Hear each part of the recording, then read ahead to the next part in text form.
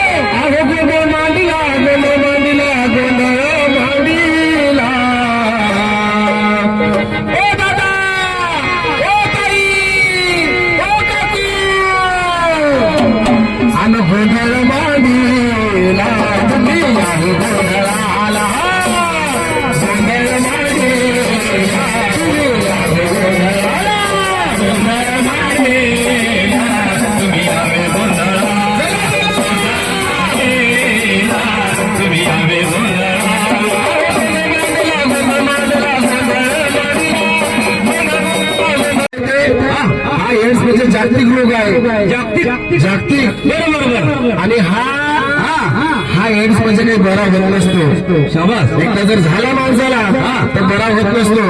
म्हणून आपण एड्स कसा होणार नाही आणि झाल्यानंतर काय करायचं हे आपण लक्षात घेतलं पाहिजे, डोक्यात घेतलं पाहिजे.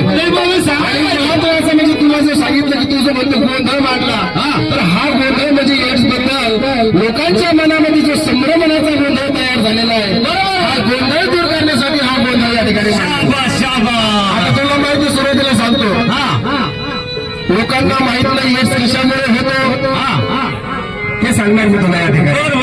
अरे बाबा, हात मिळवल्याने एड्स होत नसतो, एका घरामध्ये राहिल्याने एड्स होत नाही, कपडे वापरल्याने एड्स होत नाही, ताटामध्ये जेवल्याने एड्स होत नाही. म्हणजे याच्यामुळे होतच नाही का? नाही नाही नाही नाही. मग कशामुळे होतो तुला सांगतो. अगं जागृत व्हा मंडळी, नाही बोलत लबार. जागृत व्हा मंडळी, नाही बोलत लबार. अहो याच्या म्हणजे एक झाड